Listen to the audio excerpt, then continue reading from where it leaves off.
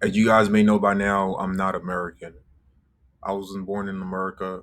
My household was not American. I was born in Africa, Togo, West Africa. Togo is one of the smallest countries in Africa. Doesn't mean anything whether it's small or not. It's just a little background on where it is. And it borders Ghana, and we have our own languages. We have our native language, which is Ewe. And I make also Togo just he and Yankee Tonya nya kpɔkpɔ ya nya sese oba le gblɔnyere bile bile. Those people that understand their way, they understand what I'm saying. At home, that's what we spoke. At school, we spoke French because we were colonized by the French. Once upon a time, my dad decided to get out of this third world country and search for a new opportunity. And what other better country to go to than America, right? Especially where I'm from, America's number one. Nothing is under America. So you know what he did? He saved us some money, got a plane ticket, got his visa, got everything, and migrated to America to basically start a new opportunity. Right now, 3 years later, he brought me, my mom, my sister along with him. Now we're here in this whole different country. The story that I'm about to tell is going to be from my point of view, being from a third world country, or it doesn't even have to be a third world, being from a different country, having learned the culture, having it being your second nature, having your native language being your first language, and then cutting things off at 7 years old and migrating to a whole different country with a whole new set of beliefs, whole new language, whole new type of people. You gotta learn fast. This was my life. This is my story. I faced some challenges that I would like to share with you, and I'm sure that there's a lot of people in my situation that were in my situation that are looking for some guidance, because this is how my day was when I was in America. Well, before I talk about my day, let's talk about how my household was. If you can imagine a whole an entire house in Africa, imagine if you just cut up the perimeters of the house, pick it up, put it on a boat, and then sail the boat to America. Take the house off the boat and plant it in America. That's my household. In my house, even though we were in America, we were still African. You know what I mean? We didn't, we did what my parents knew, what their parents taught them. We didn't do what the American people do. I'm still learning what the American culture is, to be honest. Um, but this is a story about me. And when I was in America, let's say 6 a.m., time for school. Set your alarm off.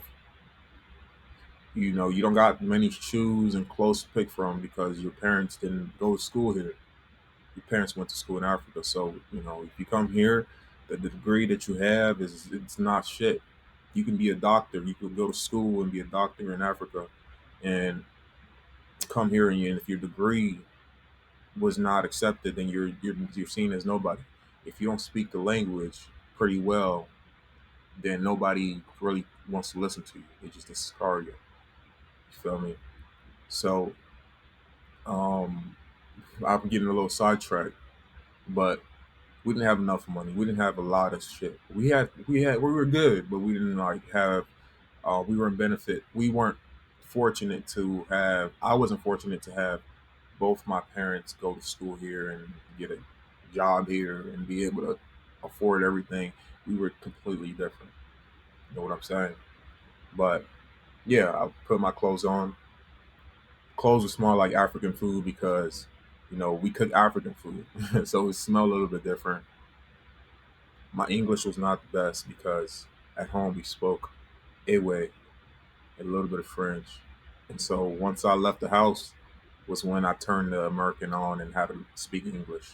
That's really where I learned. But once upon a time, right? I'm telling you the story here. Um, yeah, so I moved from a Western African country to America, and it was a whole new world for me. And I felt like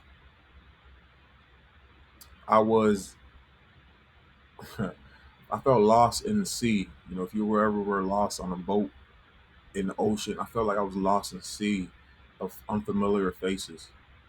Right? I didn't know anybody that, I could recognize. I didn't have anybody that I could talk to.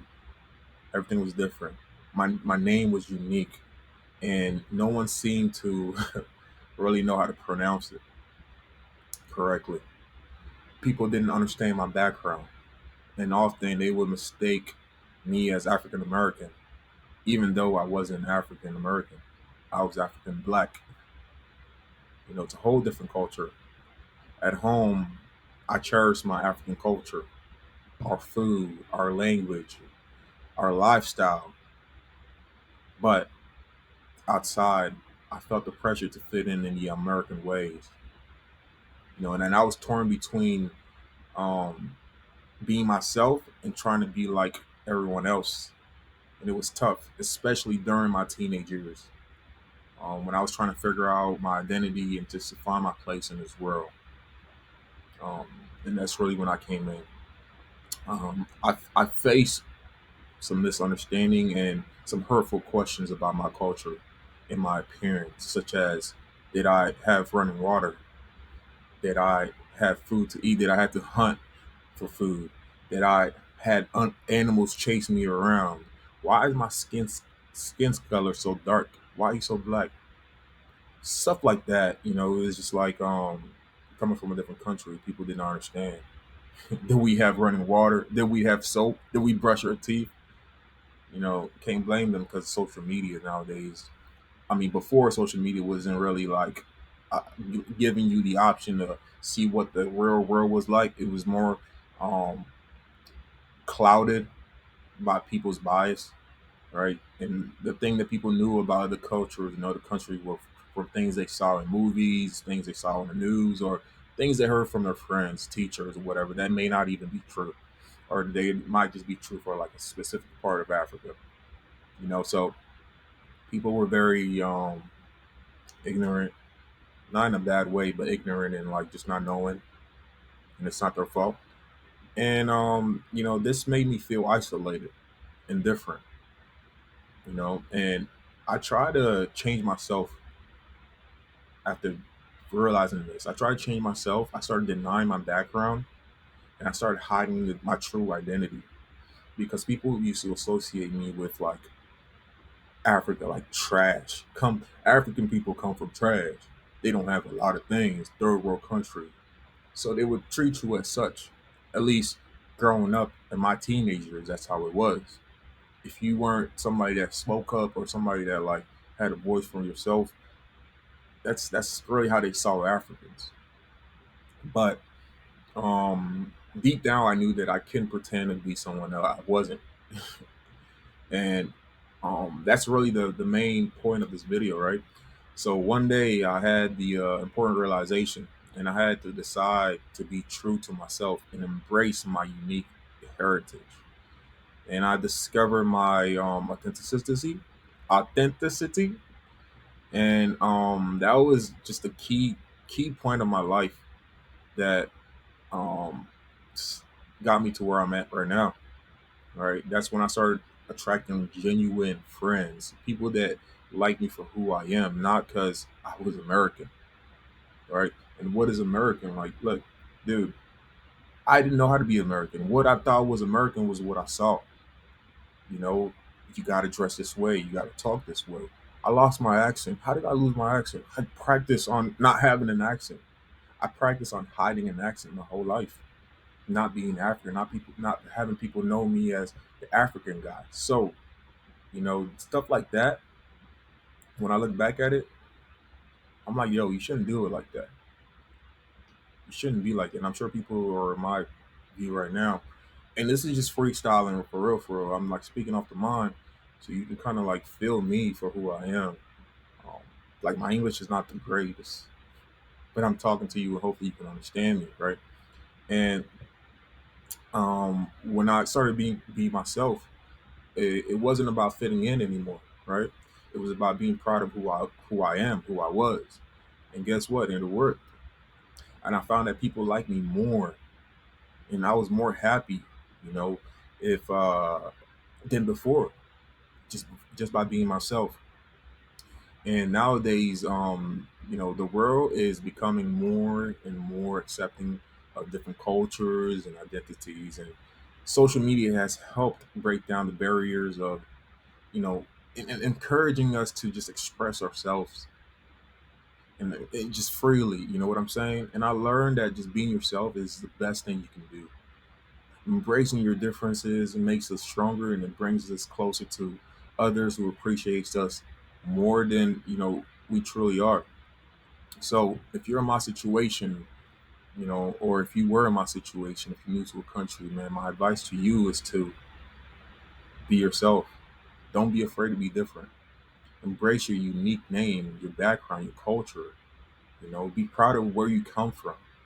Don't let people break you down. Don't let anybody make you feel ashamed of it. Remember that, the people that you true that who truly matters will love you and accept you. If you're trying to be somebody else for somebody, if you're trying to be somebody else for somebody else, they won't like you. You're not being true. You're not yourself. So, even if you were true and they didn't like you, why would you want to be fake for them to like you? Those are not people you want to keep around you. So, yeah, the whole point of this video is just be authentic, right? And being authentic will lead you to a more fulfilling life. You know what I'm saying? Um, that's the message. Hopefully, you understood it. It's a little bit of a freestyle. My name is Ekoue. If you do want to hear more of my story, go ahead and hit the subscribe button. I do understand this is like, I don't need to be talking about it. This is first couple videos. They're gonna suck. If I keep doing them, I'm gonna suck a little bit less and less and less and less until I'm actually good. So hopefully one day you are watching my video, you go back to this video and you see where I come from and um, everything like that. So thank you for watching. I love you very much. And I'll see you in the next video. Peace out.